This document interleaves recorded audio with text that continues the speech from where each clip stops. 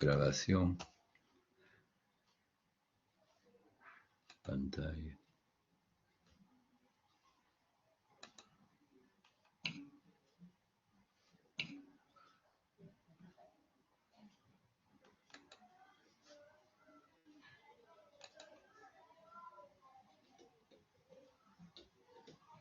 Mm.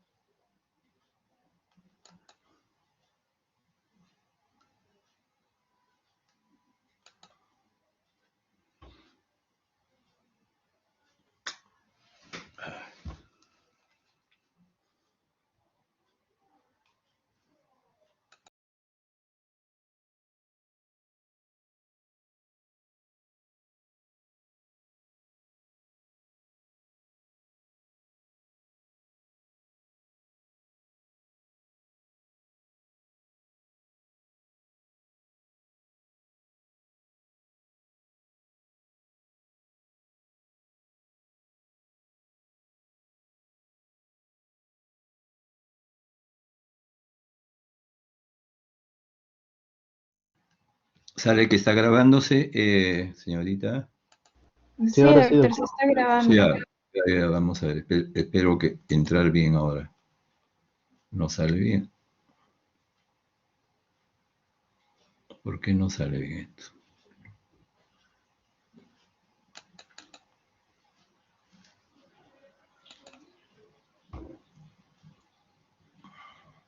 Ah.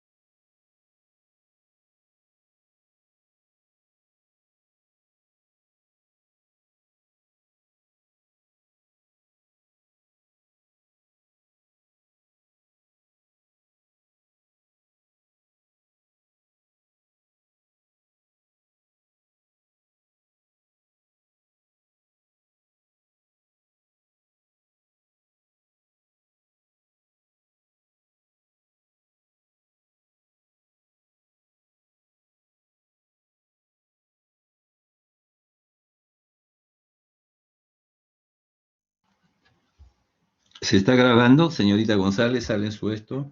Sí, eso está grabando. Ya, ya. Perfecto.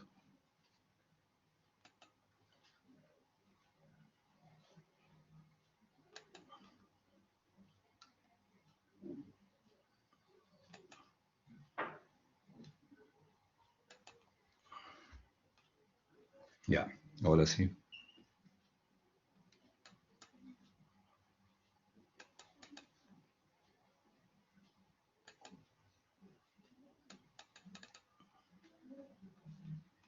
Bueno, entonces estábamos comentando pues que en el aparato respiratorio, me están escuchando bien, ¿no? Sí se escucha. Ya, ya, perfecto. Entonces que en el aparato respiratorio, pues el examen es inspección, palpación, percusión, como lo vamos a ver en la siguiente lámina. Y lógicamente existen una serie de puntos de reparo anatómico en el aparato respiratorio que son de utilidad. ¿Por qué? Porque nos permiten ubicar en la superficie torácica la proyección de las estructuras intratorácicas. Ese es uno de los motivos. Y en segundo lugar, nos permiten señalar la ubicación de un determinado hallazgo. Es en relación lógicamente, de un punto de reparo. Entonces, los puntos de reparo anatómicos están constituidos por el esternón, por el ángulo esternal, por los arcos costales, los espacios intercostales, las vértebras. Y también hay una serie de líneas imaginarias que se trazan imaginariamente, que son líneas verticales y horizontales, trazadas en el plano anterior, posterior y lateral del tórax, como lo vamos a ver también después, ¿ya? Entonces ahí ustedes ven algunas referencias a unas pautas, algunas referencias anatómicas. Por ejemplo, la abertura superior del tórax es una referencia anatómica y también, lógicamente, el límite inferior del tórax. Luego, el ángulo de Lewis se ubica desplazando el dedo, su dedo sobre su esternón. Van a ver que hay una saliencia ósea, un alto relieve, que se llama manubrio esternal. Ese es el ángulo de Lewis. Entonces, ese ángulo de Lewis, ¿por qué es importante? Es importante porque hacia los lados de este ángulo, hacia los lados, se insertan las segundas costillas. Y por debajo de estas se encuentran los segundos espacios intercostales. Entonces, a partir del segundo espacio intercostal, ustedes pueden ir con los dedos, colocando los dedos ahí, pueden ir desplazando y ubicando los espacios tercero, cuarto, quinto, sexto. Y así. Ahora, en la parte posterior, un punto de referencia importante lo constituyen las vértebras, ¿no? Entonces, cuando el paciente, por ejemplo, inclina su cabeza hacia adelante, si ustedes inclinan, por ejemplo, su cabeza hacia adelante, se van a dar cuenta de que hay una saliente ahí en la parte posterior. Esa saliente corresponde a la séptima vértebra cervical, ¿no? Y lógicamente a partir de ella se pueden ubicar las otras vértebras, ¿no? Y por otro lado, es importante considerar también el ángulo escapular. O sea, si ustedes se tocan su escápula hacia abajo, está el ángulo escapular, que corresponde más o menos a la séptima vértebra torácica. En esta lámina ustedes pueden ver las consideraciones generales de lo que ya les acabo de decir. En estas consideraciones generales están, en primer lugar, pues la posición del paciente. ¿Cómo debe estar el paciente? ¿En qué posición? Entonces, para realizar el examen del paciente respiratorio, preferentemente debe estar sentado. Preferentemente sentado. Hay pacientes que no se pueden sentar, entonces hay que levantarlos, ¿no? O ayudarnos de otras personas para poderlos levantar. Ahora, se considera pues, que este paciente debe estar sentado en su cama o si puede una silla o si puede en un taburete si fuera posible. Y el paciente debe estar erguido y descubierto hasta la cintura.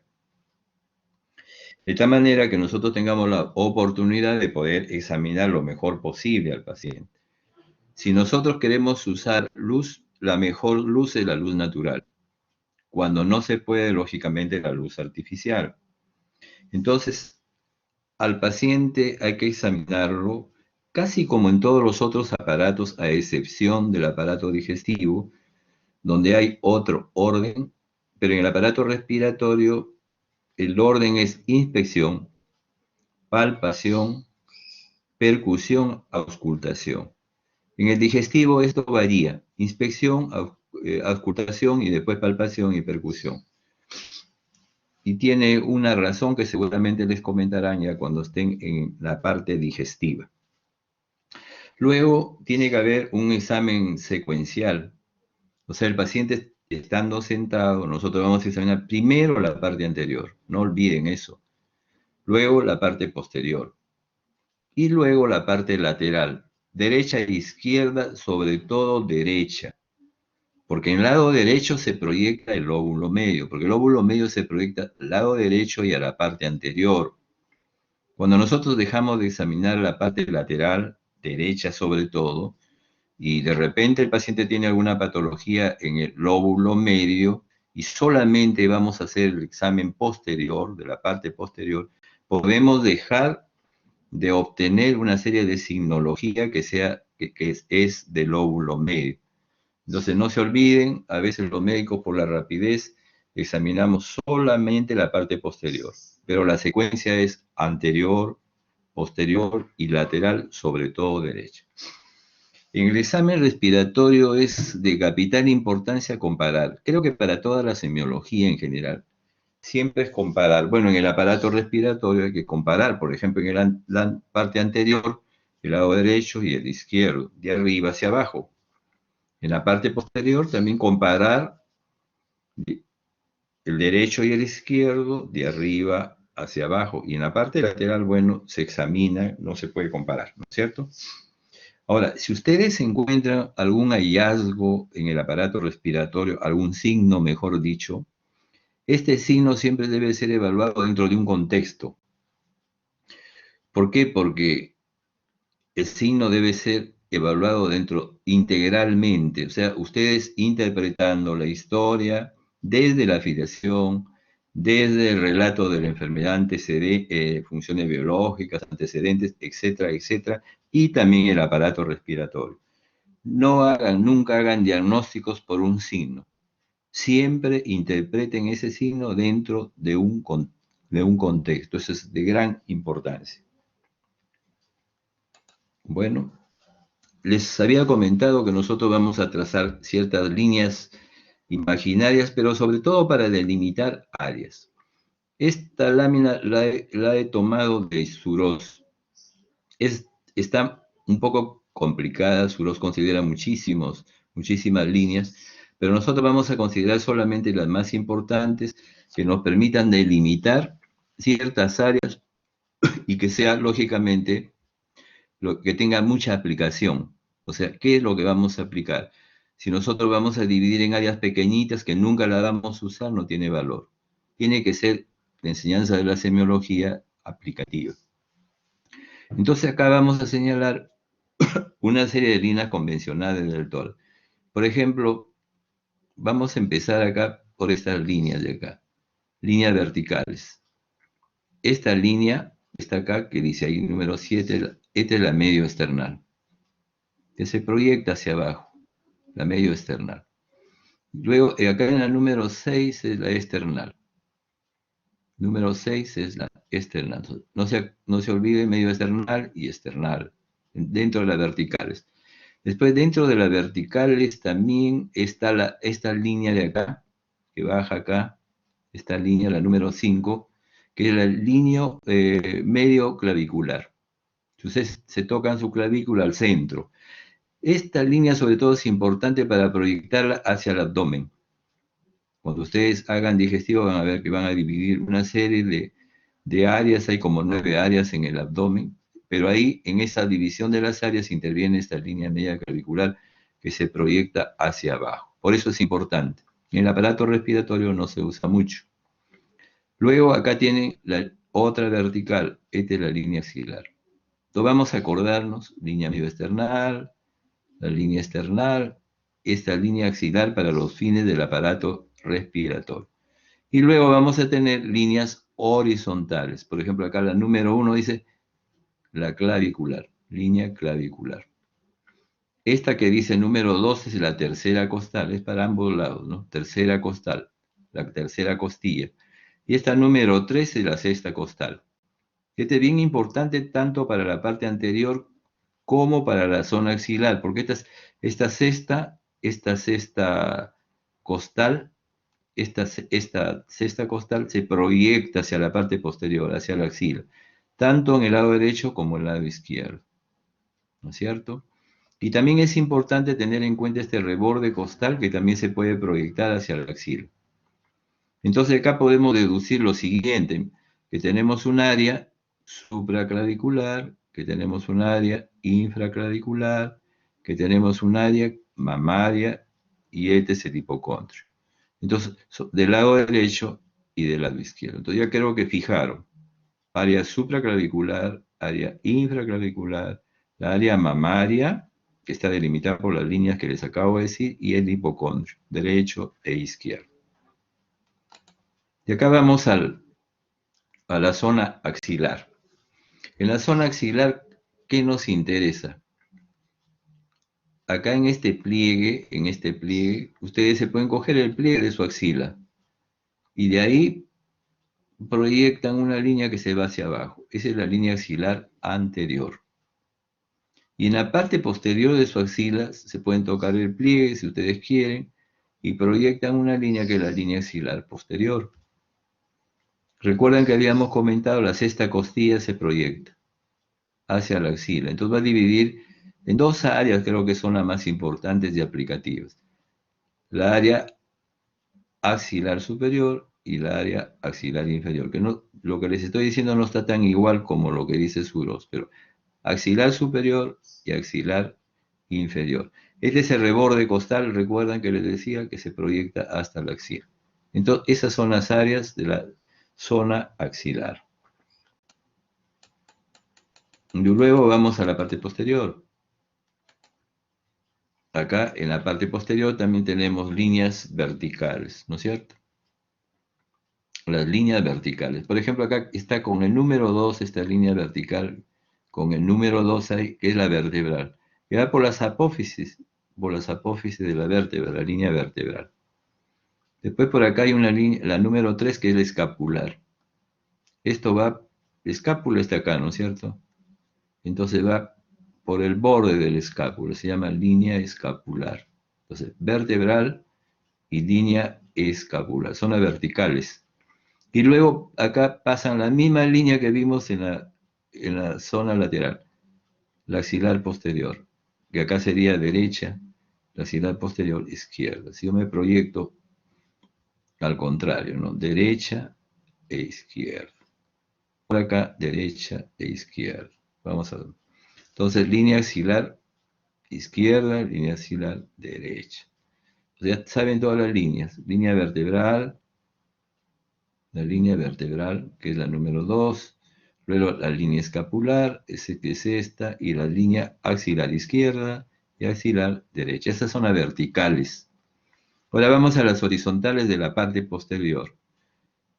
Acá hay unas espinas en la escápula, entonces se llama escápulo espinal, línea escápulo espinal, en las espinas de la escápula, ¿no es cierto? Luego vamos a esta línea, que es la número, esta de acá, que es la número 4, que es la infraescapular. Este es infraescapular, ¿ya? Esta es la infraescapular. Y luego acá hay otra línea, la número 6, que es desde la duodécima dorsal. Es hasta donde se va prácticamente a expandir el pulmón. No se olviden, es hasta acá nomás donde está el pulmón. A veces cuando estamos en presencial, los chicos empiezan a percutir el pulmón acá, en la cintura, en el riñón, ¿no? Llega solamente hasta acá. Entonces ya sabemos las líneas verticales y sabemos las líneas horizontales. Entonces de ahí podemos deducir nuestras regiones, ¿no? Por ejemplo, acá vamos a ver la zona escapular, la zona supraescapular, ¿no? Supraescapular. Esta es zona supraescapular. Ya no aprendemos izquierda ni derecha, ¿ya? Ni izquierda ni derecha, sino solo supraescapular. Porque estas pequeñas áreas no las vamos a usar casi, ¿no? En la práctica, por eso que no aprendemos esto, sino toda la zona supraescapular. Bueno, acá está la escapular, el área escapular y la infraescapular. Supraescapular, escapular e infraescapular. Eso es lo que nos interesa para los fines prácticos, ¿no?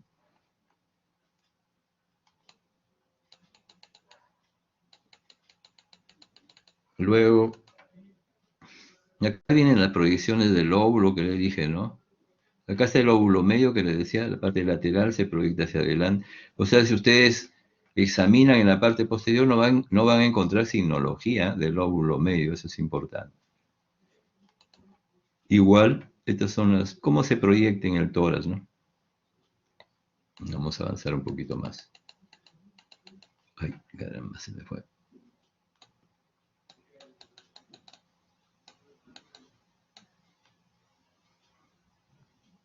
Ahí. Bien. Esto para que vean, pues en el lado izquierdo hay dos lóbulos, superior e inferior. En el lado derecho está el lóbulo superior, el inferior, y acá siempre el lóbulo medio, ¿no? Miren cómo se proyecta acá en la parte lateral y en la parte anterior el lóbulo medio. No se olviden de esto porque generalmente los médicos obviamos este examen en la práctica. A veces estamos muy apurados y los internos también andan apurados, o los residentes. Entonces dejan de examinar la parte lateral, o sea, la proyección del lóbulo medio que va hacia adelante. Entonces, tienen un síndrome del lóbulo medio, van a encontrar signos en esa zona. Y acá en la parte posterior, vuelvo a insistir, no van a encontrar.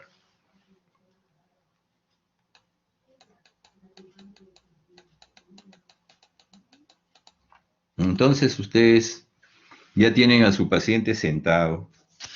Si es en un taburete, fabuloso. Pero puede estar en su cama, puede estar sentado en una silla, etcétera, ¿no? Y ustedes van a empezar a hacer primero la inspección.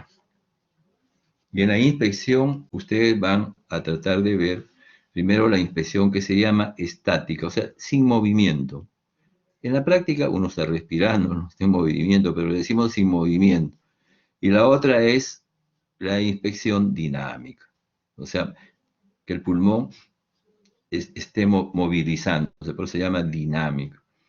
Cuando nosotros exploramos, cuando hacemos la inspección estática, vamos a empezar con el diámetro anteroposterior y transversal, ¿no? Generalmente en el adulto normal, el diámetro anteroposterior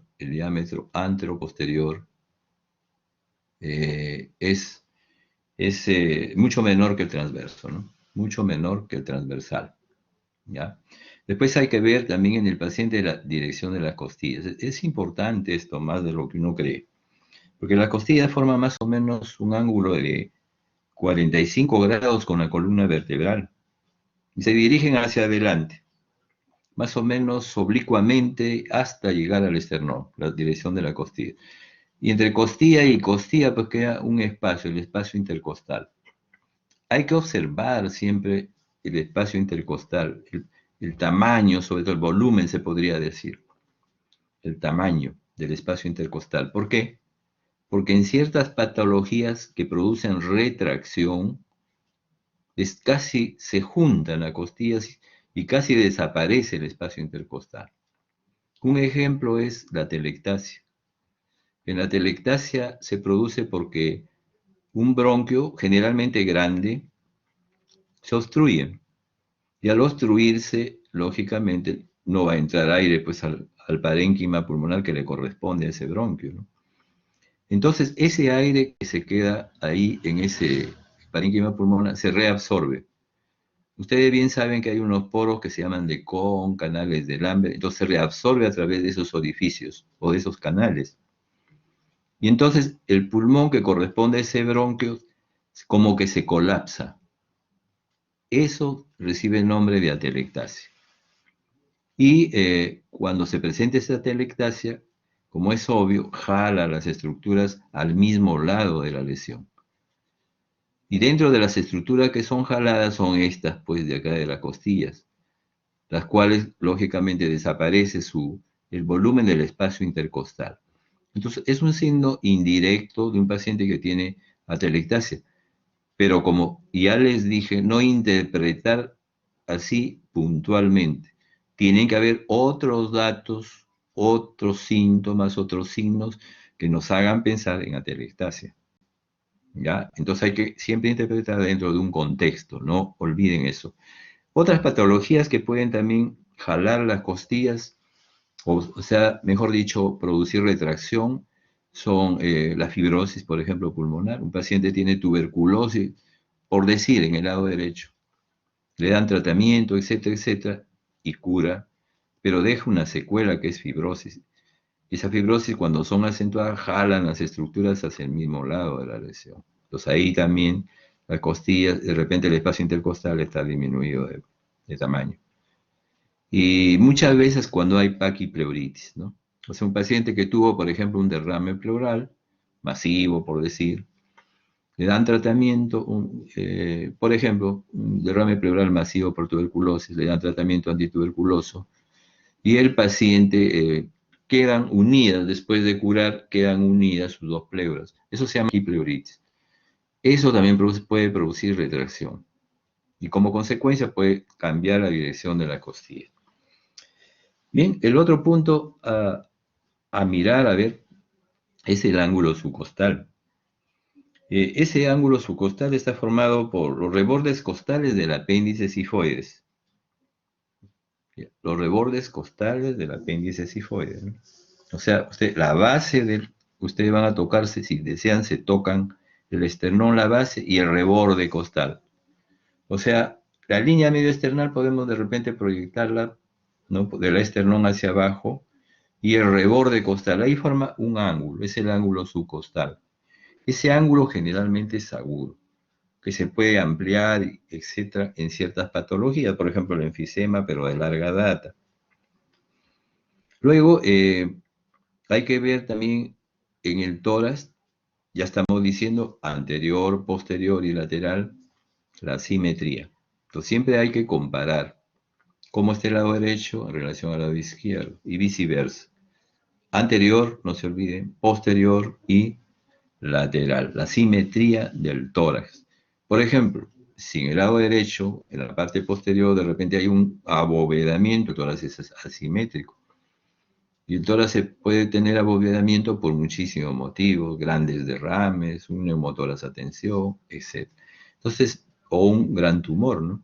Entonces, la simetría es importante describirla en nuestra historia, o mirarla primero en el paciente y después colocarla en nuestra historia. También es importante ver cómo es la forma y el tamaño del tórax, ¿no?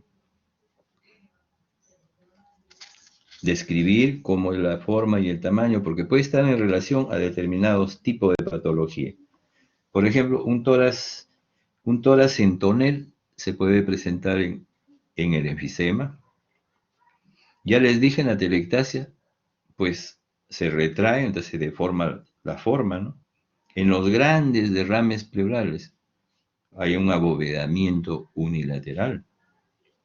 Ya les dije, en el neumotórax, sobre todo en neumotórax a tensión, puede haber un abovedamiento unilateral. Y luego ciertas alteraciones también de la jaula torácica que pueden alterar la forma del tórax. Por ejemplo, cuando hay cifoescoliosis, cuando hay tumores primarios, metastásicos que van a las costillas o clavículas. Y luego hay que ver ciertas deformaciones que pueden haber torácicas, ¿no? Ciertas deformaciones que pueden ser. Estas deformaciones torácicas, y vamos a pasar a otra lámina que creo que es más interesante. Esto es más o menos lo que les acabo de decir. ¿no? Entonces, ciertas deformaciones que se presentan en el tórax. Las deformaciones pueden ser así, bilaterales, unilaterales o localizadas. Las bilaterales a su vez se pueden dividir así en congénitas y adquiridas. Y las unilaterales pueden ser abovedamientos y retracciones que ya hemos comentado. Igualmente la localizada, abovedamientos y retracciones. Cuando nosotros, por ejemplo, hablamos de deformaciones bilaterales congénitas, tenemos que describir en primer lugar el tórax plano. El tórax plano también le llaman tórax paralítico. Entonces ahí el diámetro antero-posterior está muy disminuido. El diámetro antero-posterior. Y la oblicuidad de las costillas se exagera. El ángulo subcostal que les había comentado se hace más agudo. Es la característica del tórax plano. Luego hay otro tórax, este tórax sifoescoliótico, vamos a ver. La sifosis, ustedes saben que la columna tiene lordosis, sifosis, lordosis, sifosis, ¿no es cierto? Entonces, en este tórax sifoescoliótico hay una exageración de la sifosis de la columna. Es como si fuera una persona jorobada, ¿no? Donde la convexidad se va hacia atrás, ¿no? La convexidad de la columna. A eso se llama sifosis. Un ejemplo muy clásico de sifosis es el mal de Pops, la tuberculosis de la columna dorsal, generalmente, la sifosis. Y escoliosis no viene a ser sino la lateralización de la columna. Esto les han dicho bien en la parte de osteomioarticular. O sea, la columna se lateraliza. Y se lateraliza al lado derecho o al lado izquierdo. Entonces, de acuerdo a ello se dice escoliosis derecha, escoliosis izquierda. Entonces, el tórax puede ser sifoescoliosis. Y esta sifoescoliosis puede ser congénita o adquirida, como ya les acabo de decir. Después, otra alteración que puede haber, esto está muy relacionado pues con el esternón, ¿no? El pectum excavatum. El pectum excavatum no viene a ser sino la retracción external, pero de la parte inferior. Parte inferior del esternón está metido, hundido. Y ahí en algunos libros de semiología va a encontrar como el tórax del zapatero. Este tórax del zapatero era porque antes los zapateros, ahora hay otros medios, usaban y colocaban los zapatos ahí permanentemente, como trabajaban con eso, permanentemente en la base del esternón. Y eso a la larga hundía el esternón y lógicamente les condicionaba lo que se llama el, el, el tórax en zapatero, o pectum excavatum. Luego el tórax en quilla, o carinatum que se dice, el tórax carinatum o en quilla, es un tórax como pecho de paloma. Se llama pectus carinatum por ese motivo. Y la prominencia ahí es acentuada en el manubrio del esternón. O sea, se coloca como si fuera de una paloma, ¿no? Bien parecido a una paloma. En algunas circunstancias es en todo el esternón, pero generalmente es en la parte superior del esternón. Luego, el tórax piriforme. En el tórax piriforme se caracteriza por la prominencia de la parte inferior del esternón, el piriforme. Y el tórax piramidal se caracteriza porque hay una prominencia de la parte anteroinferior de la caja torácica, a nivel del apéndice sifoide. O sea, estas son deformaciones bilaterales congénitas en el aparato respiratorio. Pero hay otras que son adquiridas, ¿no? Por ejemplo, el tórax en tonel que acabo de decirles, que se produce generalmente en los pacientes enfisematosos que tienen enfisema. Entonces se destruye el parénquima pulmonar, entonces el paciente hace ingresar el aire, pero no puede sacarlo. Entonces va quedando aire ahí permanentemente. Y eso hace que el tórax permanezca en inspiración, ¿no? O sea, como si está en inspiración. Ese es el tórax en tonel, muy característico del paciente con enfisema larga data. Luego el tórax del del raquitismo, ¿no? Del tórax de raquitismo, que las costillas se deprimen en este tipo de toras, se deprimen en este tipo de toras y se proyectan hacia adelante, ¿no? Sobre todo la parte media. Y en estos pacientes se ve también engrosamiento condroesternal. Eso es adquirido, no raquitismo, obviamente.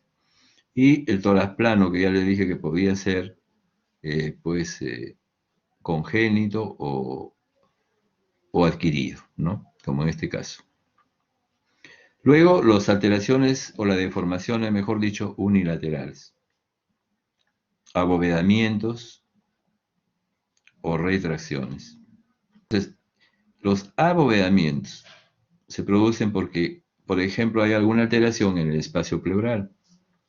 El ejemplo clásico sería el derrame pleural masivo, o sea, muchísima cantidad de líquido dentro de las pleuras. Eso produce abovedamiento en el tórax. Luego, el neumotórax también puede producir abovedamiento, sobre todo el de neumotórax, atención. El neumotórax es la presencia de aire en la pleura. ¿Por qué? Porque se produce una solución de continuidad entre el pulmón y la cavidad pleural. Entonces, a través de esa solución de continuidad penetra el aire del pulmón hacia la cavidad pleural. Pero esa solución de continuidad puede ser libre de juego, ¿no? El aire penetra en la pleura y sale, penetra y sale. Pero muchas veces eso es como válvula. Y cuando eso sucede, pues el aire penetra en la cavidad pleural, pero no sale al pulmón.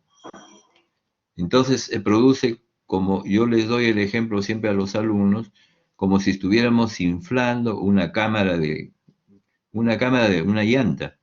O sea, inflan, inflan, inflan, y ustedes van percutiendo y va cambiando, ¿no? La percusión. Al comienzo es medio sonoro, después va cambiando y se vuelve medio submate, de repente hasta mate. Entonces, ¿por qué? Porque las partículas ahí están pues a presión. Y al presionar inmensamente produce un abovedamiento, ¿no? El neumotórax, esa tensión, ya ustedes saben, es una causa de shock, ¿no? De shock obstructivo, ¿no es cierto? Eso también de repente les podrían haber preguntado en el examen. O sea, de shock obstructivo. Y hay que solucionarlo inmediatamente. Otra forma de abovedamientos son los grandes tumores, ¿no? Una neoplasia, por ejemplo. Una gran neoplasia, biológicamente, abovedamiento en el tórax. Y luego la distensión supletoria. Por ejemplo, un paciente tiene tuberculosis en el lado derecho. Tuberculosis, todo el lado derecho está comprometido. Entonces, el lado izquierdo suple la función del lado derecho. Eso se llama respiración supletoria, ¿no? En este tipo de pacientes puede haber abovedamientos, ¿no? Abovedamientos. Puede ocurrir también que el compromiso del parénquima pulmonar sea solamente en una parte y las otras partes estén en el mismo emisoras, me refiero, no estén comprometoras, entonces ahí también se puede producir un abovedamiento. Luego, dentro de los compromisos unilaterales están las retracciones. Ya les dije, la paquipleuritis es un ejemplo. Luego la telectasia masiva es un ejemplo. Y luego las fibrosis secuelares. Un paciente que tuvo TB es una causa de retracción. ¿Ya? Las fibrosis secuelares. Jalan todas las estructuras al mismo lado de la lesión, hasta en muchas circunstancias la tráquea. Por eso que se palpa tráquea cuando uno tiene que examinar el cuello. Bien, y después las localizadas. En las localizadas también igual abovedamientos localizados, que puede ser por alteraciones de las partes blandas o de las óseas, de la pared torácica, ¿no es cierto? O también de los grandes vasos, por ejemplo, un aneurisma de la aorta, pero que sea un gran aneurisma. O procesos pleuroparenquimales. Y por último, las retracciones localizadas, que pueden ser, por ejemplo, en un paciente que tuvo un quiste hidatídico, en una parte del pulmón y le sacan una parte del pulmón, le sacan un lóbulo, por ejemplo. Entonces, al sacarle un lóbulo queda retraída esa parte. Por eso que dice ahí por lobectomía o también por fibrosis localizadas, como acabo de decir. O sea, la TB produjo una lesión, una determinada parte del pulmón, y esa parte del pulmón, al curar, deja como secuela una fibrosis que va a producir retracción.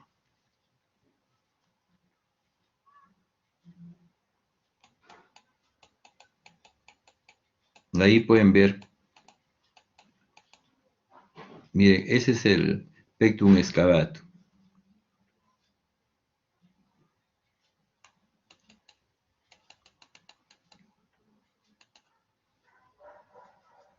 Bueno, este es un paciente desnutrido, densamente desnutrido. Ahí se ven las estructuras óseas, la escápula. Me había olvidado de decirles, la escápula no se debe ver normalmente. Si a ustedes los miran por atrás, la escápula no se debe ver. Y este es un tórax, por ejemplo, enfisematoso. Les dije, ¿recuerdan en inspiración? ¿Por qué? Porque el aire penetra, pero no sale todo, entonces va quedando aire, y entonces el paciente permanece en inspiración permanente y eso deforma el tórax. Miren acá el diámetro anteroposterior, cómo se amplía en relación al transversal, ¿no? Entonces, esa es una vista lateral y el tórax enfisematoso vista por delante, ¿no es cierto? Este es un tórax paralítico.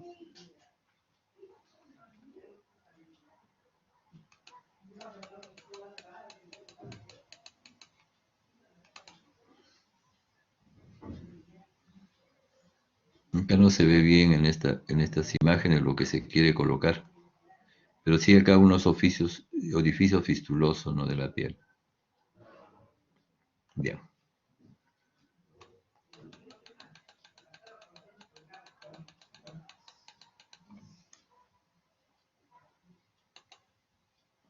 Ahora, después de ver el tórax, entonces, estático, ustedes van a ver el tórax en movimiento, ¿no? O sea, lo que se llama el tórax en movimiento. Para ver el tórax en movimiento es muy importante ver, en primer lugar, la frecuencia respiratoria. Ustedes ya lo han hecho pues cuando han visto funciones vitales, pero es importante decirles que uno mide la frecuencia respiratoria sin tocar al paciente, sin tocar el tórax. Porque si ustedes colocan su mano delante del tórax, el paciente inconscientemente empieza a respirar más frecuentemente. Mientras ustedes van tomando el pulso, también pueden tomar la frecuencia respiratoria, ¿no? Entonces, ya les han dicho a ustedes la frecuencia respiratoria en clase, creo que les han dicho 12 a 20, ¿no? Es generalmente de 14 a 20, ¿no? Entonces, cuando cuando cuando la frecuencia respiratoria es mayor de 20, se llama taquimia. Cuando la frecuencia respiratoria es menor de 14, se llama bradimia, o sea que está disminuida, ¿no es cierto? Por ejemplo, la taquimia puede ser debida a causas broncopulmonares. Todas las causas broncopulmonares casi. También puede ser por cada grado de temperatura más o menos por encima de lo normal, aumenta 4 ciclos respiratorios. Les voy a leer primero rápidamente, después pasamos a la otra lámina para explicar en forma más minuciosa, ¿ya? Entonces, en los movimientos respiratorios vamos a ver frecuencia, profundidad, expansión del tórax, que es el movimiento del tórax, el ritmo de la respiración, el tipo respiratorio, los abovedamientos respiratorios y la retracción inspiratoria. Ahí, con esta lámina vamos a ver la primera parte, me parece. Entonces, en la frecuencia ya les había dicho, taquimia, aumento de la frecuencia. ¿Qué enfermedades pueden producir taquimia? Las afecciones broncopulmonares. Les dije que la fiebre cuando sube 1 grado aumenta 4 respiraciones. Esto lo usan mucho en cuidados intensivos para calcular la cantidad de agua, la respiración del paciente. Si un paciente está con taquimia, o sea, la respiración es mayor y calculan ellos, tienen unas reglas. Igualmente en la anemia, por motivos obvios, hay hipoxia, Entonces hay un estímulo, ¿no?, al centro respiratorio. En la uremia también puede presentarse, cuando hay acidosis sobre todo, y en lesiones del sistema nervioso central que lógicamente produzcan poca irrigación en el tallo cerebral y lógicamente poca oxigenación del centro respiratorio. Luego los pacientes con bradinia, bueno, uno de los ejemplos clásicos son los tumores cerebrales, ¿no?, sobre todo frontales, o los que consumen opiáceos pueden tener también bradinia. Luego, la profundidad que puede estar aumentada, por ejemplo, en pacientes que tienen acidosis metabólica. Generalmente se ve esto en pacientes diabéticos que se descompensan, que hacen acidosis metabólica. Entonces, en estos pacientes hay un aumento de los hidrogeniones, ¿no?, en sangre. Pero estos hidrogeniones no atraviesan muy fácil la barrera hematoencefálica. Los tienen que convertirse en ácido carbónico y que filtra hacia la barrera, filtra la barrera hematoencefálica y llega en esta forma de CO2 al líquido cefalorraquídeo. Y ahí es donde va a formarse el H2CO2 y transformarse luego en hidrogeniones. Y eso es lo que va a estimular el centro respiratorio. Y va a dar origen a la respiración de Kussmaul. Lo que les acabo de decir es importante porque hay pacientes pues, que tienen acidosis cuando uno le toma una muestra de sangre, pero no tienen Kussmaul. ¿Por qué? Porque no atravesó bien la barrera hematoencefálica, no se convirtió y no se transformó. En cambio, cuando atraviesa la barrera hematoencefálica, cambia el pH del líquido cefalorraquídeo, entonces ahí se va a producir la respiración de Kussmaul, ¿no es cierto? También se presenta aumento de la profundidad en la embolia pulmonar masiva, ¿ya? Embolia pulmonar masiva. Entonces, son trastornos de la profundidad de la respiración. Luego, les dije la disminución de la movilidad torácica. ¿Cómo vamos a ver? La movilidad vamos a verla en la parte anterior, en la parte posterior y en la parte lateral, sobre todo el lado derecho. En la parte anterior tenemos nosotros pues la parte superior, que ya lo pusimos hasta como reparo anatómico, ¿no? Luego la base. En la parte anterior estamos hablando de la base, o sea, a nivel de reborde costal. Ahí vamos a ver el movimiento, cómo se mueve la parte anterior en la parte superior y la parte inferior. Igual vamos a hacer en la parte posterior. Vamos a ver el movimiento de la parte posterior, superior e inferior. La parte inferior ya les dijimos que llegaba hasta el doceavo vértebra. Y vamos a ver ahí el movimiento. Igualmente en la parte lateral. Entonces, cuando uno ve el movimiento, y nosotros podemos decir, está disminuido. Cuando el movimiento está disminuido, no nos indica nada específico. Nos dice que hay una patología ahí. Por ejemplo, parte anterior y superior, que hay una patología ahí, una neumonía puede ser, una TB ahí, etc. Solamente nos dice que hay una patología y hay que investigar un poco más, ¿no? No se olviden que no les dice exactamente lo que va a suceder. Ahora, esa disminución que se puede presentar en la parte anterior superior, en la parte anterior inferior, o en la parte posterior superior, en la parte posterior inferior, esa disminución puede verse a muchísimas causas. Y eso es lo que muestra acá este cuadrito. Entonces, acá dice, por ejemplo, disminución bilateral, ¿no?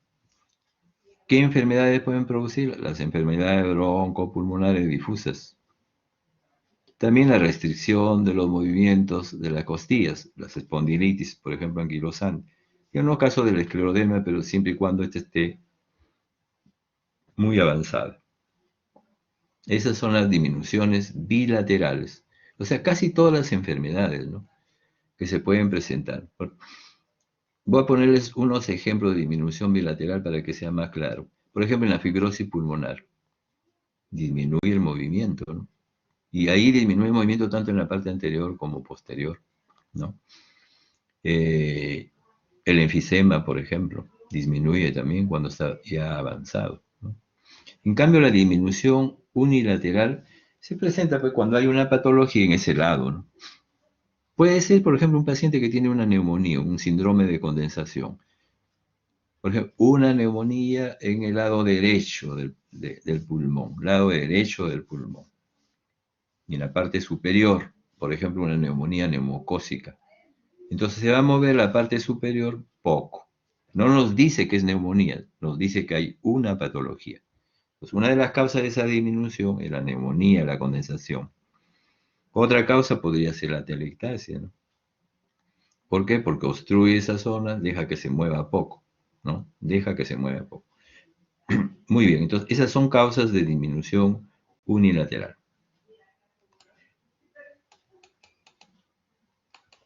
Luego vemos el ritmo, ya dijimos ritmo respiratorio.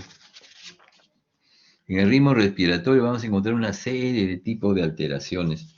Por ejemplo, la respiración de Cheyne-Stokes es una respiración que va aumentando de inspiración en inspiración de un modo suave y alcanza un máximo, un pico, y después va descendiendo poco a poco hasta producirse una apnea, ¿no? Hasta parar ahí. Esa apnea dura 20, 30 segundos.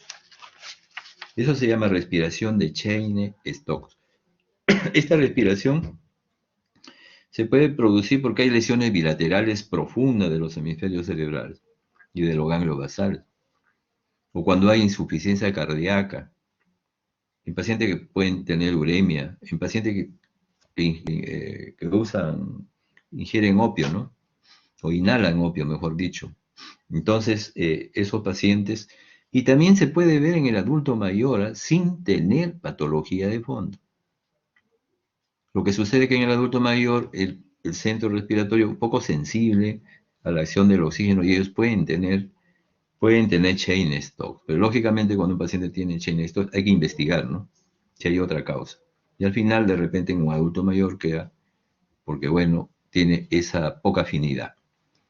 Luego, la hiperventilación neurógena central, que son respiraciones aumentadas en frecuencia, en profundidad, en forma sostenida y regular, o sea, aumentan en frecuencia y profundidad, profundamente. Y tiene la peculiaridad de que la presión de oxígeno arterial está aumentada. La diferencia, lógicamente, de otros procesos de los bronquios y del pulmón. ¿Por qué se produce? Por ejemplo, cuando hay lesiones de la parte baja del mesencéfalo y tercio medio de la protuberancia. O sea, es un mal signo, ¿eh?, en los pacientes que tienen este tipo de problemas. Ustedes lo ven que está respirando con mucho sonido, ¿no? Con bastante frecuencia y profundidad. Luego hay una respiración amniótica que consiste en la detención de la respiración e inspiración, o en pausas inspiratorias. O sea, se alternan, ¿no? Pausas expiratorias con inspiratorias. ¿En qué paciente se puede producir? Cuando hay lesiones a nivel mesencéfalo o de la protuberancia también. En pacientes con hipoglicemia, en pacientes con anoxia. Luego la respiración atáxica o de Biot. A veces hay acá en los libros que he revisado difieren mucho en su definición, ¿no? Pero en Esburos dice que es una respiración regular, ¿ya?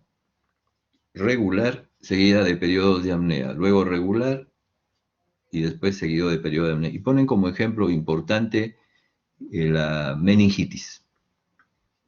Y le ponen hasta respiración del paciente meningítico. Yo francamente no he tenido la oportunidad mucho de verlo ahí. Hay otros tipos de respiración, por ejemplo, la respiración alternante muchas veces, ¿no? También. Después hay la respiración paradojal.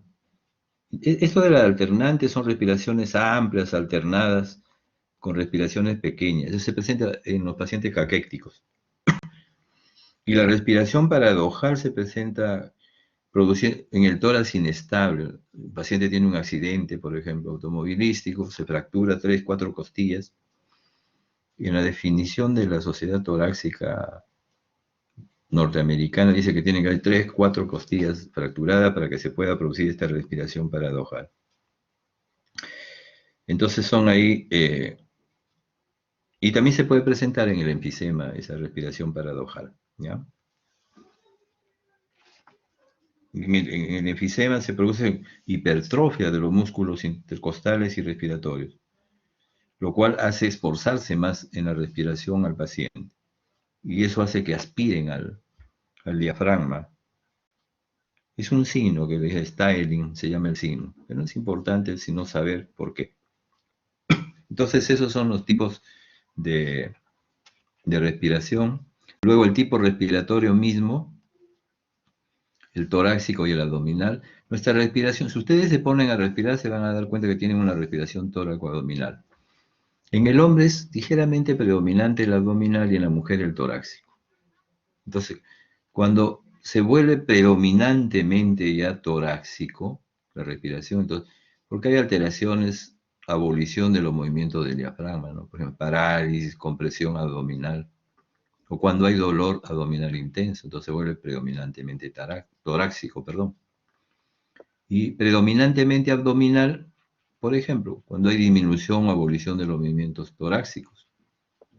Por ejemplo, un paciente que tenga mucho dolor en el tórax, empieza a respirar con mucha dificultad con el tórax, pero lo hace mejor con el abdomen. Luego hay otra alteración que se llama abovedamiento respiratorio. Se presenta en el enfisema, pero larga data. ¿En qué consiste? Durante la expiración y estando con la glotis cerrada, se aboveda, se produce un abovedamiento de los espacios intercostales. Ese es un dato que nos hace pensar en enfisema. Pero ya les dije, los datos puntuales no hacen diagnóstico. Tiene que ser siempre de un contexto de síntomas y signos. En el enfisema el paciente tendrá línea grande, mediano, que va progresando, línea progresiva y otros datos, ¿no?, que tiene el histórico. Luego, a ver, vamos a ver, la retracción inspiratoria, que puede ser bilateral o que puede ser unilateral. Es bilateral, generalmente esta retracción es cuando hay enfermedades como obstrucción traqueal, como la obstrucción masiva del bronquiolo, o enfermedades, acá está mal puesto esto, enfermedades parenquimales difusas. El ejemplo clásico es la fibrosis. Y la fibrosis, por ejemplo, que da el COVID. El COVID cursa con fibrosis, y algunos pacientes los deja con fibrosis. Lo que hay que ver es si queda esa fibrosis siempre, parece que sí. Entonces, esos tipos de pacientes pueden dar retracción inspiratoria. ¿En qué consiste esta retracción inspiratoria? Que es cuando el paciente respira, se retraen, por ejemplo, las zonas supraclaviculares, supraesternales, los espacios intercostales, el epigastrio. Todo eso se retrae, hace un bajo relieve, mejor dicho. Eso recibe el nombre de tiraje. Casi siempre el tiraje es un signo de insuficiencia respiratoria. Y hay retracciones inspiratorias también unilaterales, ¿no? Obstrucción, por ejemplo, de un bronquio específico. Seguimos avanzando para que no nos gane el tiempo. Palpación. Vamos a ver.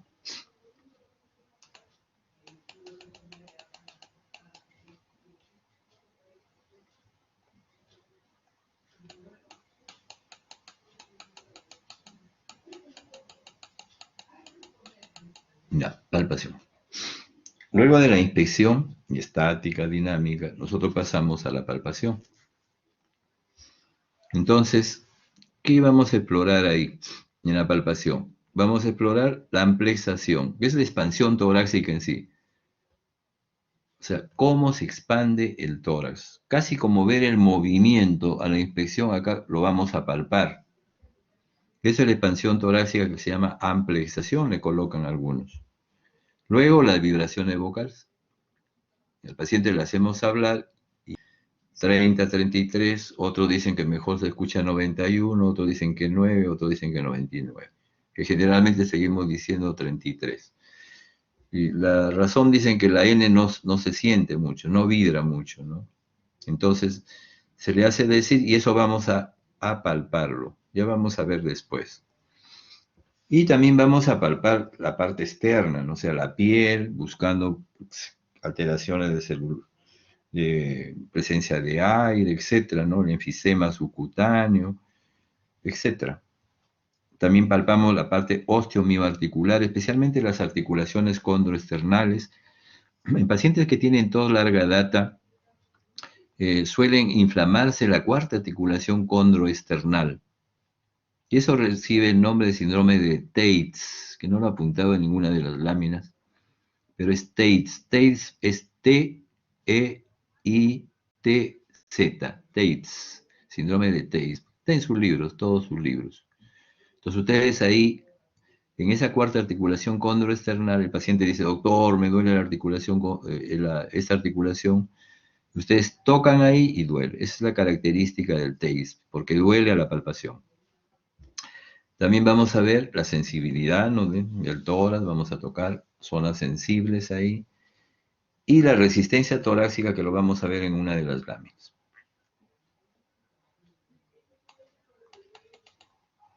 Entonces, estas son las zonas, formas, cómo se para. La resistencia torácica, por ejemplo, ahí se ve en esta primera lámina. Acá. Miren, el paciente está sentado acá, ustedes se colocan acá por el costado y con sus manos, adelante y atrás, hacen resistencia a la respiración del paciente. Cuando el paciente inspira y bota, inspira, ustedes están haciendo cierta resistencia. O sea, es para apreciar la resistencia torácica, ¿no? Hay patologías que alteran esa resistencia torácica. Vamos a pasar a esta otra lámina para poder ver mejor esta parte. Bien. Esto es la amplexación. Acá está el paciente, como verán ustedes, la parte anterior. Vamos a ver acá la parte posterior. Acá la parte anterior, hay que amplexar la parte anterior. Primero creo que vamos a empezar, algunos empiezan acá, sí. Colocando acá, miren los índices acá, en la línea medio external. Línea medio external. Y toda la mano acá sigue reborde costal. Toda la mano sigue reborde costal. En esa forma. Ustedes pueden pegar los índices o pueden estar los índices equidistantes a la línea medio external. O pueden estar equidistantes a la línea medio external. Entonces ustedes al paciente le dicen, respire, tome aire, bote, y ven cómo se amplexa esto. Comparan esto. De repente esto está disminuido, aumentado, generalmente disminuido uno de los lados, ¿no? Y, por ejemplo, les pongo un ejemplo, disminuido, por ejemplo, acá en la base, de repente acá hay un derrame pleural, ¿no? De repente acá hay un neumotórax, ¿no? Perfecto. Luego vamos a la parte de arriba, la parte superior. Esto explora la base. Y vamos acá y esto explora el vértice. Y en el vértice así se pone frente al paciente y que colocan sus manos así, siempre los dedos índices, como verán acá, unidos. Y los dedos, la mano extendida acá, casi sobre la clavícula. Acá y acá. Y al paciente le dicen respire y ustedes empiezan a mirar cómo amplexa también el paciente. O sea, cuál se mueve menos, cuál se mueve más. Un ejemplo, si el paciente tiene una neumonía, por ejemplo, acá en el lado derecho, la amplexación va a estar disminuida. Si el paciente tiene una telectasia acá en el lado derecho, la amplexación va a pasar disminuida. O sea, tanto el movimiento, como les dije anteriormente, como la amplexación, ¿qué les dice? Está moviéndose menos el tórax en este sitio. No les dice qué, pero esa disminución del movimiento y de la amplexación están dentro de un contexto, de un síndrome, porque ustedes si tienen acá una neumonía van a encontrar otros signos y va a tener el paciente también síntomas, ¿no? O si el paciente acá tiene un derrame pleural, el paciente va a tener síntomas y va a tener signos también, otros signos, entonces dentro de un contexto. ¿ya? Eso es importante. Miren, esto es en la parte posterior.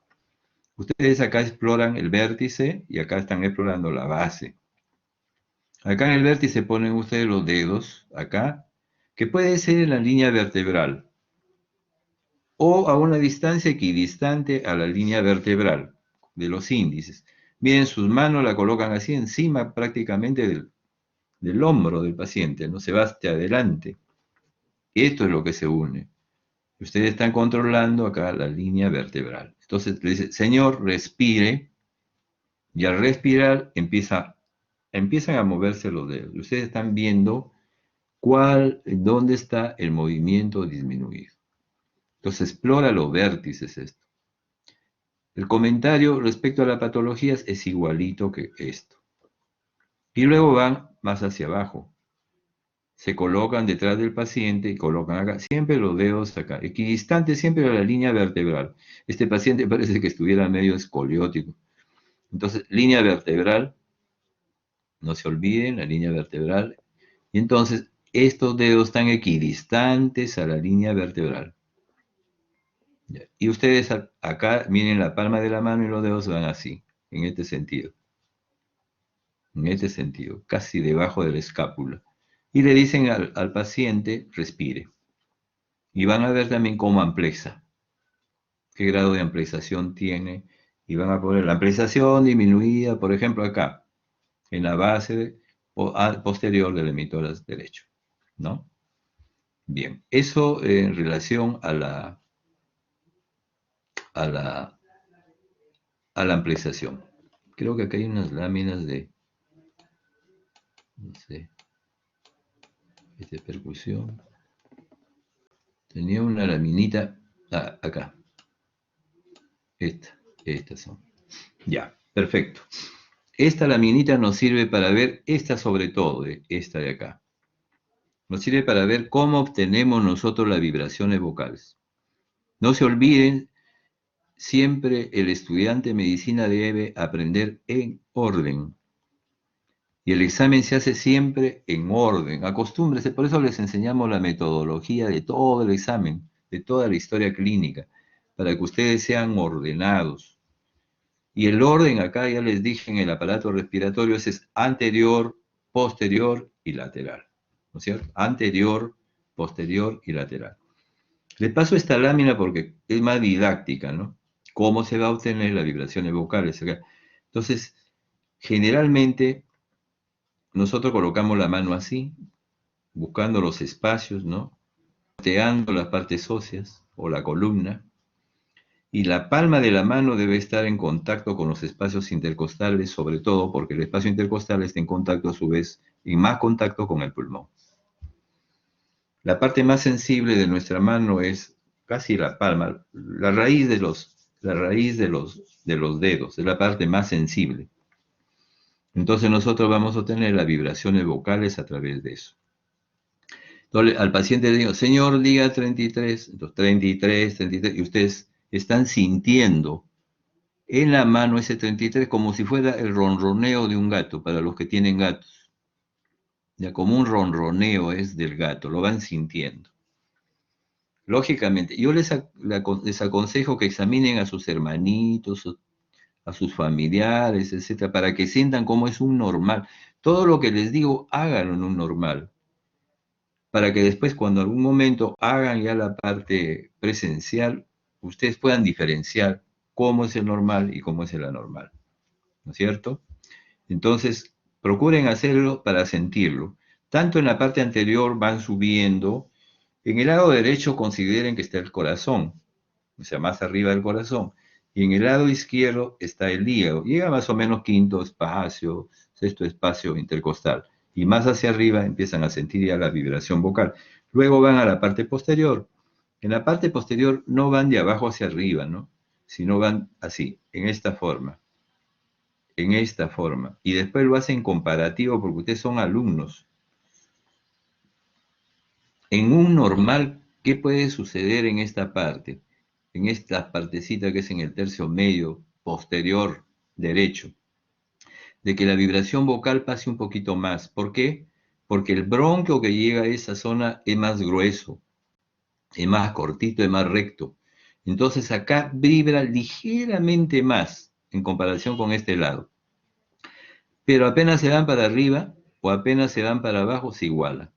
Entonces hay que considerar ese punto para no considerarlo como algo patológico.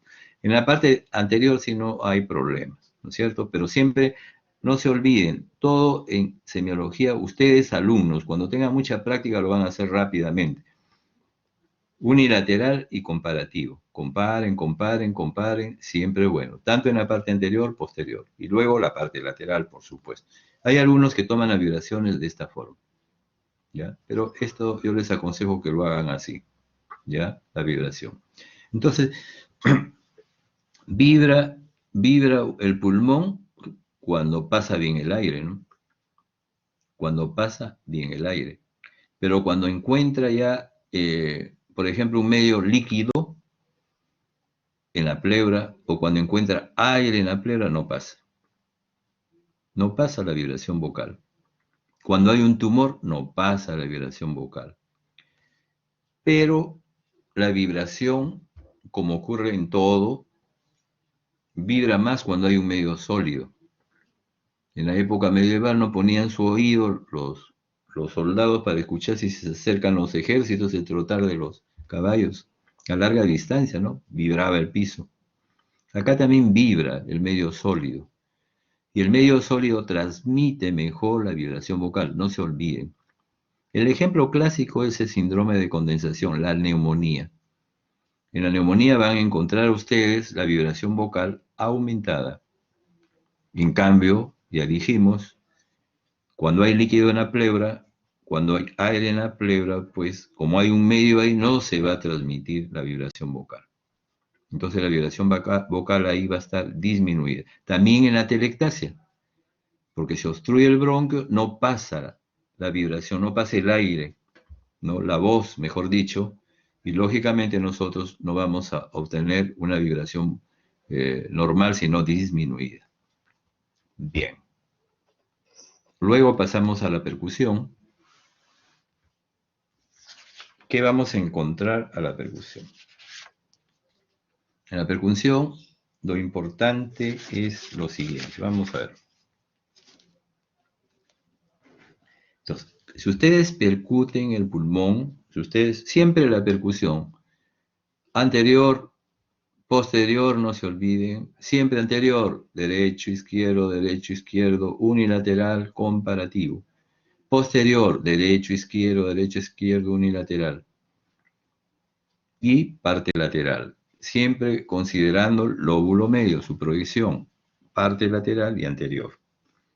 Entonces, nosotros en el tórax se producen diferentes sonidos, ¿no?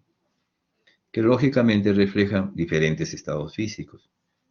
Presencia de aire, presencia de líquido, presencia de sólido, de las estructuras intratorácicas, ¿no?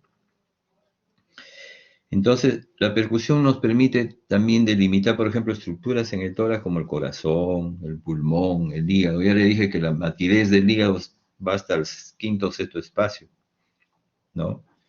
Y también identificar, lógicamente, procesos patológicos, como la consolidación y la presencia de líquido, o la presencia de aire también en la pleura, ¿no? Entonces, ¿qué sonidos se distinguen ahí? Se puede distinguir. Por ejemplo, si ustedes se percuten, me había olvidado algo importante, que lo voy a decir mejor acá, lo voy a pasar para después llegar a esto. ¿Cómo se percute? Así se percute, miren, jóvenes. Puede ser anterior, posterior, y no se olviden lateral, sino que acá nos hemos ido de frente a lo posterior. Siempre en orden. Entonces ustedes colocan ahí la mano, miren en esa forma. Colocan la mano y entonces hay un dedo que va a ser percutido, se llama el plexímetro, dedo plexímetro. Y otro dedo ahí que percute, que es el plexor. Es importante, miren, el que percute casi al final del dedo, o sea, en la parte distal. Ahí percute. El dedo plexímetro, o sea, que está sobre el tórax, debe buscar los espacios intercostales. Ya les dije la zona donde está más en relación con el pulmón. Entonces empezamos con el plexor a percutir. Pero para percutir, la muñeca debe estar media flojita. Si ustedes están ahí, estoy seguro que están ahí frente a sus equipos. Ustedes percutan, van a ver, coloquen así la mano y percutan con el otra mano, pero en forma, y su muñeca tiene que estar muy floja, floja, completamente floja, para que le salga bien la percusión. Si ustedes la muñeca la ponen dura, sale todo mate. Entonces, tiene que ser flojita, tiene, tiene que ser flojita la muñeca, ¿ya? ¿Ya? Tiene que ser flojita. Bien, eso es lo que quería decir. Entonces, no se olviden, busquen espacios intercostales. Vamos a ver si hay alguna otra acá para que ustedes puedan verlo mejor. Ojalá.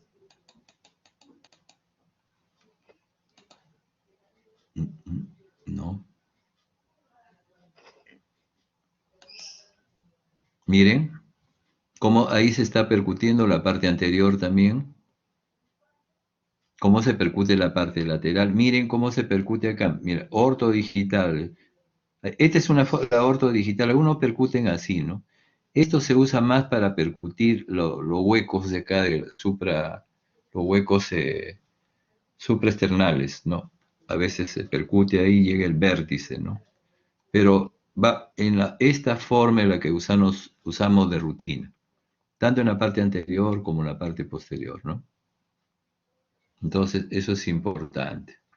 Volvemos a las láminas. Entonces ahí, ¿qué vamos a encontrar? A la percusión. Nuestro pulmón es sonoro. Si ustedes se percútanse, por favor, a ver por encima del hígado, bien arribita. Busquen el espacio intercostal y hagan eso. Pongan su dedo y percútense con la otra mano. Floja la muñeca y van a encontrar que es sonoro el pulmón. Esa es sonoridad. Lo que tienen ustedes, si no tienen alguna patología, ¿no? Es la sonoridad normal o pulmonar. Así es el pulmón. El pulmón, no se olviden, es sonoro. Entonces, cuando nosotros vamos a poner en nuestra historia clínica, ponemos, percutimos, nunca dejen de percutir y colocar en su historia. A veces no se coloca.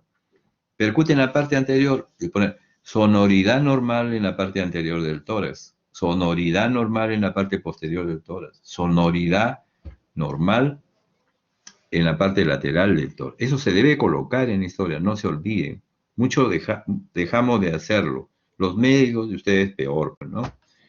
Ahora, si esa sonoridad está aumentada, es hipersonoridad.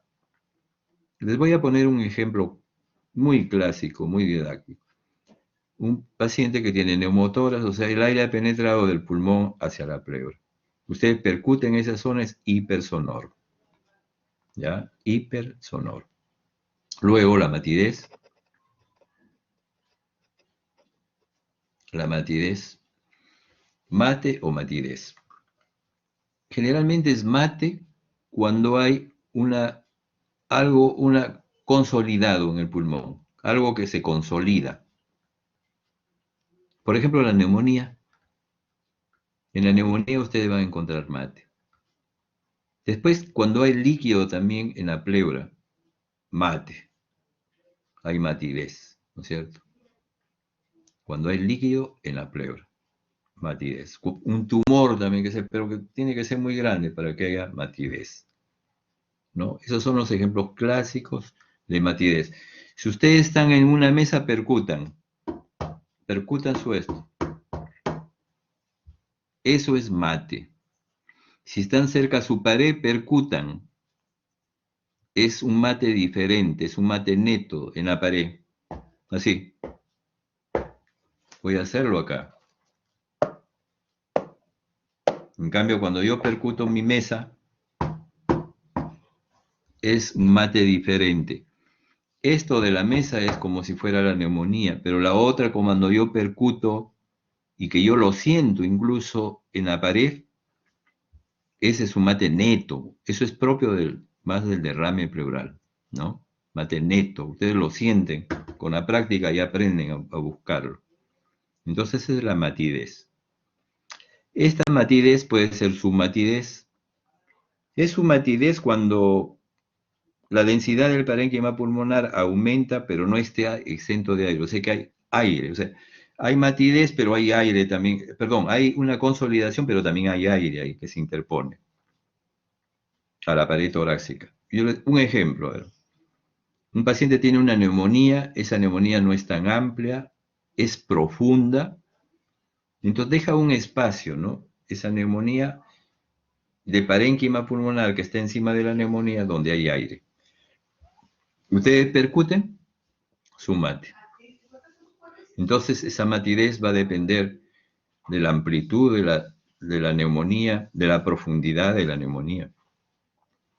O también pueden haber procesos como la neumonitis, por ejemplo, por los virus, o la neumonitis por las enfermedades atípicas, micoplasma, por ejemplo. Ahí hay una dilatación generalmente peribronquial y ellos ocupan o alteran generalmente el intersticio.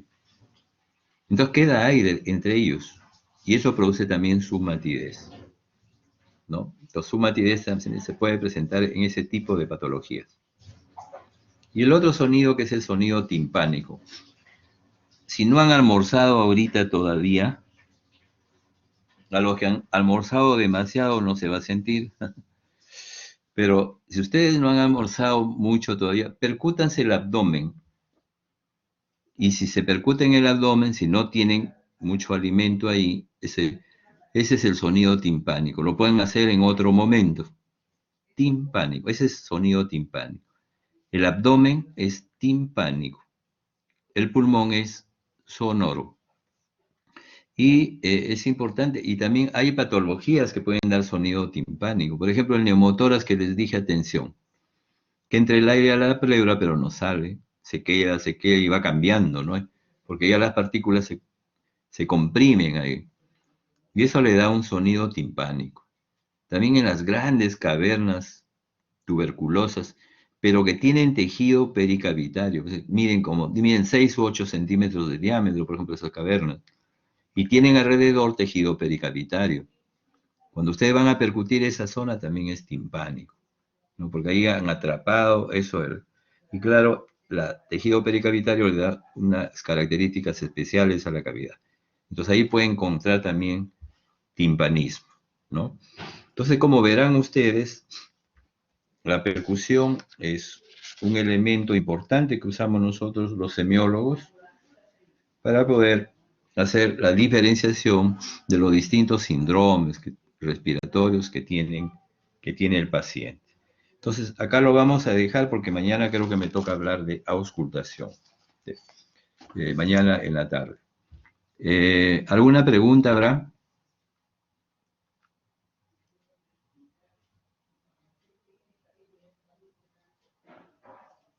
¿Están escuchándome, González? Sí, te lo escucho, doctor. Ah, ya, yo dije de repente, estaba hablando solo. Bueno, muy bien.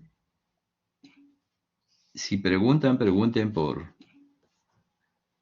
No hay preguntas, ¿no? No hay preguntas. Entonces, mañana nos vemos en la tarde. Hasta luego y gracias por escucharme. Doctor, disculpe, ¿Sí? ¿podría paralizar la grabación, por favor?